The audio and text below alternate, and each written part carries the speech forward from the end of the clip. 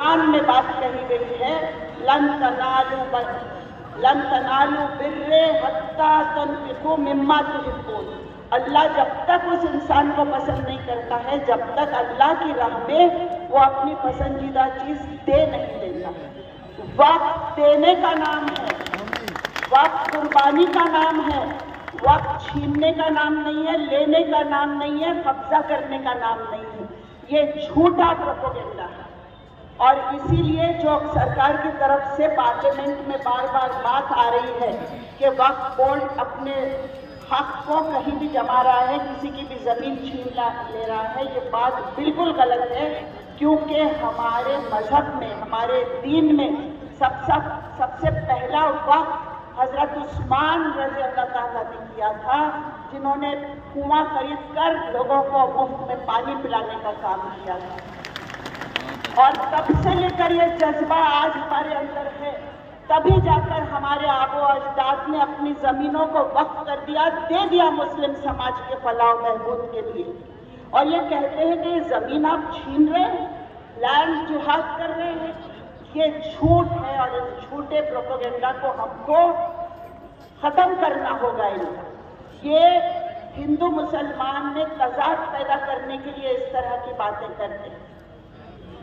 سورہ نساء میں کہا گیا ہے کہ یا ایھا الذین آمنوا کونوا قوامین بالقسط شہداء للہ، کہ ہم کو ہمیشہ سچائی کے ساتھ اور انصاف کے ساتھ کھڑے رہنا ضروری ہے، اور وہ سچائی اور انصاف جہاں ہم اپنی شہادت دیتے ہیں، چاہے وہ شہادت ہمارے ماں باپ کے خلاف کیوں نہ ہو، ہمیں سچائی کی شہادت ہی دینا ہوگا۔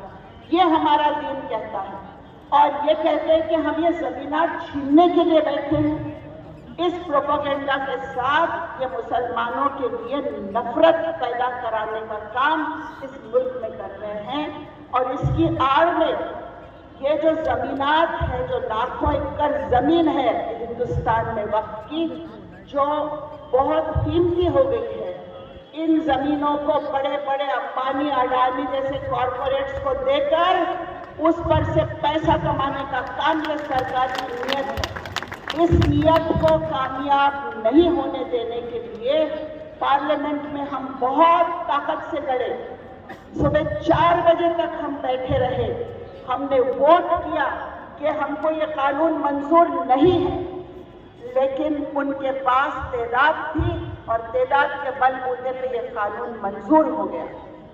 آج سپریم کورٹ میں ہمارے کیسز چل رہے ہیں۔ سپریم کورٹ نے جب کیس سنا تو یہ کہا کہ کیا غیر مسلم لوگوں کو وقف بورڈ پر لینے سے آپ کے مسائل حل ہو جائیں گے؟ کیا انکروچمنٹ رک جائیں گے؟ کیا ہمارے ایمانداری سے کام ہوگا؟